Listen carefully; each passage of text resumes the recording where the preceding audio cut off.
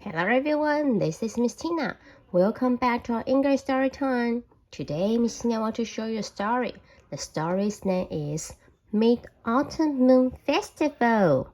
Mid-Autumn Moon Festival, which is today. So happy Mid-Autumn Moon Festival, everyone. So the story is about the 15th day of the 8th moon. So what happened to the moon? What does that mean? When we doing a Happy Moon Festival, the Moon Festival, we have a pomelo, the moon cake, the tea, and the moon cake box. And we always sing the moon. And we have a lantern. Are you ready to listen to the story with us? Let's go.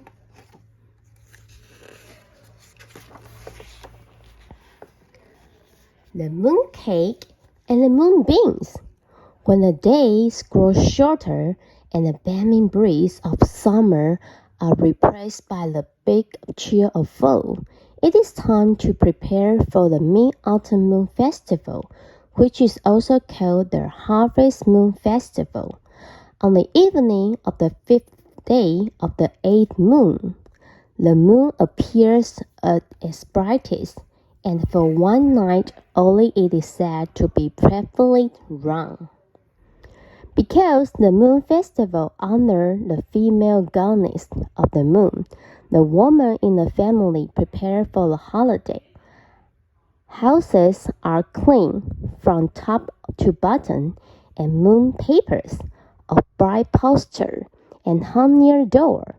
Usually, the posters are delivered into the three parts. At the top is a colorful picture of the moon goddess, Chang'e. In the center shines a moon, and below is a picture of a jackrabbit, or moon hare, who is said to live on the moon. Jackrabbit is often shown holding a mortar and pestle. Candles are set out, and apples, persimmon, grapes, and melons, all round like the moon, are arranged on the platter. Everything is reeled for the moon ceremony, which takes place at night. When the moon is nearly in total roundness, candles are lit and incense is burned. Women and girls bow to the moon, and they honor the moon rabbit. The moon papers are folded and burned, and tea is served with a variety of moon cakes. Many families attended pop shows in outdoor theater.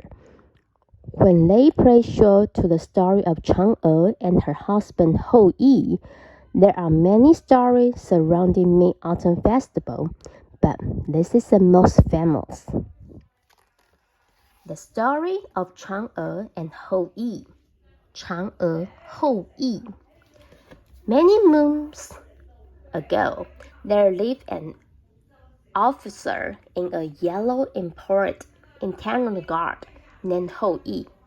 Hou Yi was a skilled archer, and his bow, no ordinary weapon, was ancient. Hou Yi had married Chang'e, the beautiful daughter of the river god. Hou Yi and Chang'e were very much in love. They seemed very happy, but in fact, they wanted something more. Both Hou Yi and Chang'e longed to live forever. In those days, there were 10 suns circling Earth. Every day, one sun took its turn, but one day, all 10 suns rose in the sky. Together, they shone so brightly that the heat shone in waves. Forests and trees wilt, rivers and lakes began to dry up. The yellow imported ruler of the world called Hou Yi to his palace and commanded him to save the people. In the past, you have served me well, said the emperor. When there was a flood, you magic arrows turned the water. When there were beasts roaming the earth, your bow killed them. Now I command you to save us all from the heat. Hou Yi quickly left the palace and raised his magic bow to the sky, but the light was so intense he was almost blinded. Carefully, he closed one eye and pointed his bow at the sun. Ping! The first arrow whizzed through the air and struck the sun. Immediately, the sun burst into 1,000 shafts of blinding light and disappeared. Now 9 suns remained shining brightly in the sky. Hou Yi raised his bow and arrested again. Ping, ping, ping! Venus explorers followed as 8 more suns burst into blinding light. When only 1 sun remained, Hou Yi put down his bow. Immediately, the heat receded. Once again, water gushed from the rivers. Almost overnight, the earth recovered. Flowers bloomed, and the grass turned from a Paris yellow to a deep green. Hou Yi had saved the emperor and his people. The Yellow Emperor summoned Hou Yi to his palace to thank him.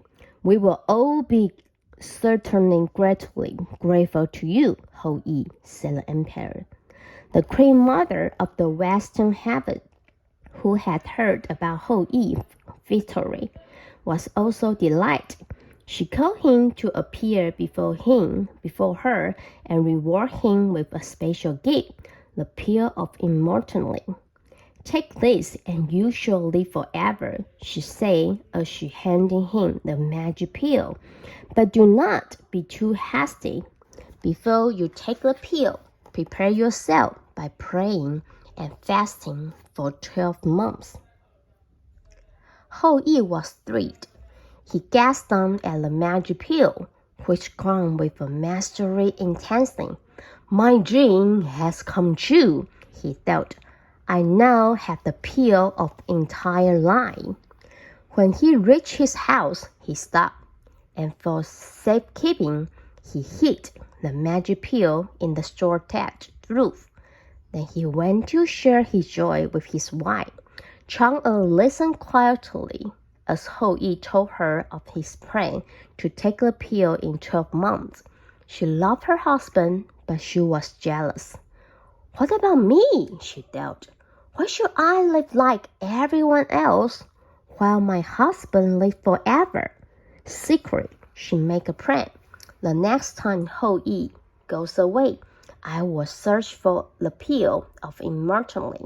She decided I will be the one who lives forever, not Hou Yi. Several days later, Hou Yi was again called away on an errand for the emperor. Chang'e saw her chance. She climbed up to the rivers of the house to search for the magic pill. Her eyes were drawn immediately to the soft glow of light coming from a section of the roof. As she moved closer, a delicious perfume surrounding her body. Her finger explored the straw, touching, and she felt the smooth, round shape of the pill. She popped it into her mouth. Instantly, her body became weightless, and she began to float up into the air. Just then, her husband returned. Chang'e frantically waved her arms and kicked her legs in an attempt to return to the ground, but she floated even higher. Hou Yi took one look at his wife and realized that she had taken a pill. Chang'e, what have you done? He cried. You have taken something that was meant to be mine. Feeling her husband's anger, Chang'e began to fly away in the direction of the moon. Hou Yi, who was used to flying, took up the followed her. As they raced across the heaven, Hou Yi aimed his bow and shot several arrows to try to capture her. But Chang'e was too quick for him. Then, just as he was about to reach her, a faint wind sprang up and thrust Chang'e forward, helping her to escape Hou Yi. Frantically, Chang'e continued on, racing to the moon. As she returned near its cool, jet-like surface. The pool of the moon gravely showed her fell, and she floated gently down, landing among garden of cinnamon tree. She was breathing so hard from the chest that she began to cough and choke. Her face turned a month of blue, and she coughed up the outer coating of the important peel.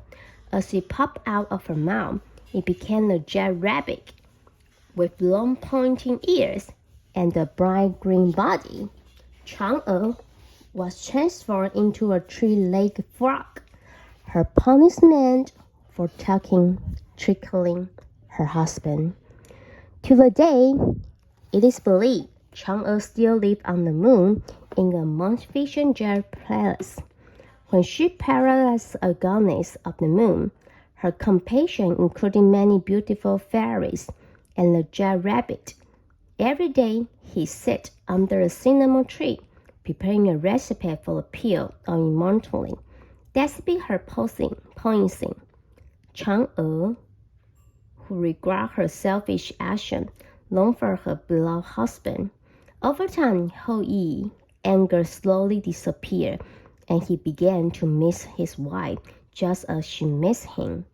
He built himself a handsome palace on the sun, and he became the god of the sun.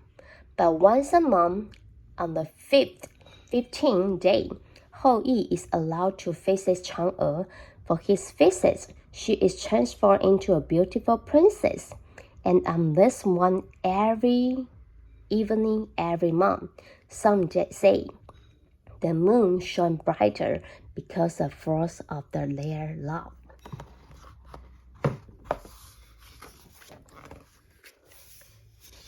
So today, we are going to introduce the word autumn. Autumn, A-U-T-U-M-M, autumn. Autumn 就是秋天的意思哦。So hope you learn the word and enjoy the story. I will see you next time. Bye bye.